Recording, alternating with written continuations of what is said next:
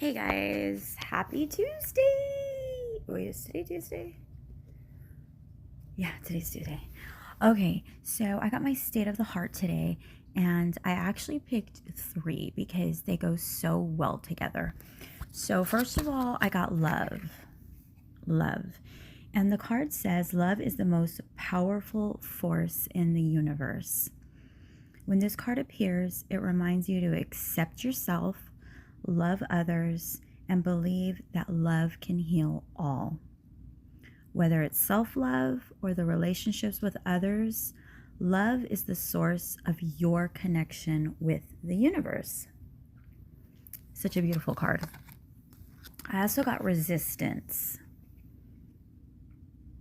The card says, resistance is the emotion of opposing change or unwillingness to face reality, leaving you feeling stuck or restricted. When resistance appears, it reminds you to address the fears and the insecurities within, letting go of the need for control and accepting the current situation so that you can find a new path. And then last, I got disappointment. It says disappointment is a reaction to unmet expectations, causing feelings of heartbreak or frustration. It reminds you to adjust the relationship between expectations and reality. Accept that sometimes things don't go as planned, but it doesn't mean failure. It's a valuable learning opportunity. So, I was really thinking a lot about these three cards. Today's energy, it came in through, three heavy hitters. They really are. I can't really see them, but honestly, this one hit a little deeper than I expected. I'm going to be honest with you. Maybe it's because graduation season is here and my last one's graduating, my baby. Maybe it's because so many young people are stepping into the real world right now thinking, okay, cool. Now what the hell do I do? Seriously. Because nobody prepares you for this part. Nobody prepares you for walking into workplaces where everybody knows each other already, where everybody already knows the culture, already knows the unspoken rules, already knows who has that ego, who wants the attention, and who gets offended if you don't immediately notice their importance. And if you're young, anxious, still learning, already stressed out, trying to juggle life, family, bills, mental health, school, relationships, exhaustion, and the fact that your brain still feels like has 17 tabs open, like a suspicious Google Chrome window from 2009. It can be very brutal.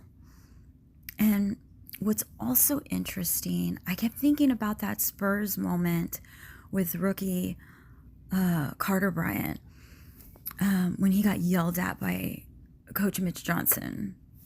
Half of the internet went, protect him, the mama bears, and the other half went, well, you know what? That's how greatness is built. Those papa bears. And I hate being sexist because I'm a mama and a papa. But honestly, both sides are right. They are. That's the uncomfortable truth that nobody likes talking about. Because some pressure, it does build people. And some correction, it does sharpen people. And some difficult jobs, they do teach discipline, focus, multitasking, thick skin, and excellence. I've had jobs before where I swear the training program was basically girl, you're going to survive. You better survive or you're going to die. And somehow those environments, they honestly did make me stronger. They did. But there is a massive difference between accountability and humiliation. There's a difference between leadership and emotional bullying. And there's a difference between correcting somebody and making them feel worthless while they're learning. And some people forget that. Real leaders do not enjoy crushing people. Real leaders understand psychology, and real leaders know that people learn better when they still feel human. That doesn't mean lowering standards. That doesn't mean babying people. And it doesn't mean that everybody gets a participation trophy and a Capri Sun every time they burn the garlic bread. No. It means balance. That's what this whole thing right here is about. Balance.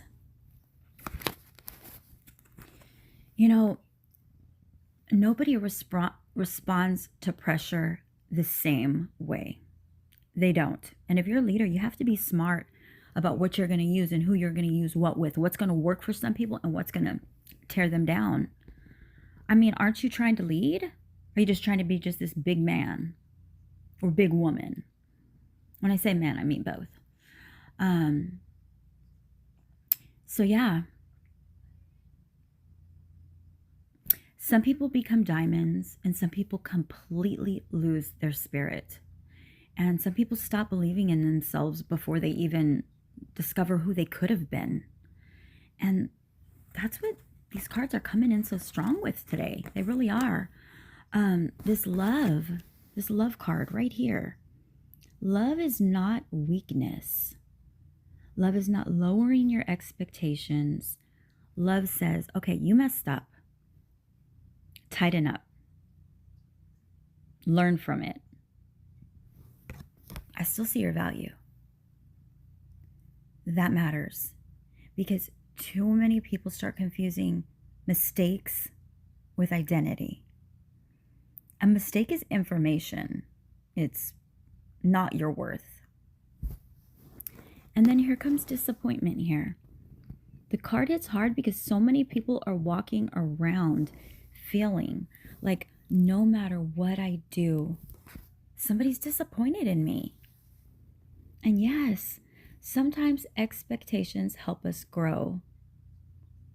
And sometimes pressure pushes us further.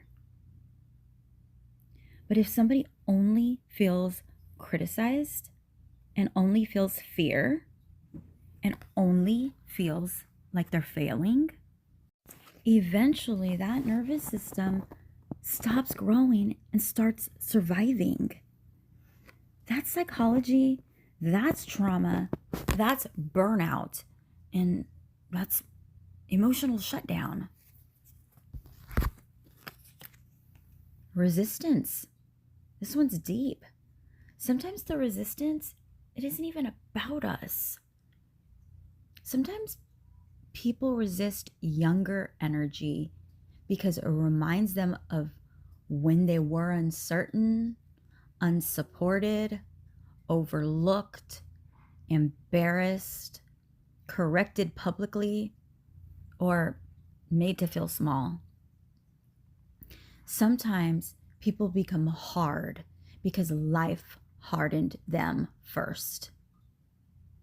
But healing, that means asking, do I want to continue that cycle or become better because of it? And honestly, supportive people, God, they matter more than we realize. Coworkers who quietly help. The friend who says, you got this. The mentor who teaches instead of humiliates and talks to everybody else about what you're doing wrong. How's that going to solve anything? The teammate who protects the atmosphere instead of poisoning it, that changes lives. That's the leader right there. Because workplaces, they're not just task systems, they're emotional ecosystems. People remember how environments feel way after they forget what the actual job was. It's the truth. So if you're graduating right now or stepping into a new place in your life where you feel like you're graduating, even if you're 40 or 50 or 60 or 70 or 80, if you're just starting over and you're learning something and you're messing up and you're trying and you're feeling embarrassed, or maybe you're feeling behind or feeling a little overwhelmed, listen to me carefully.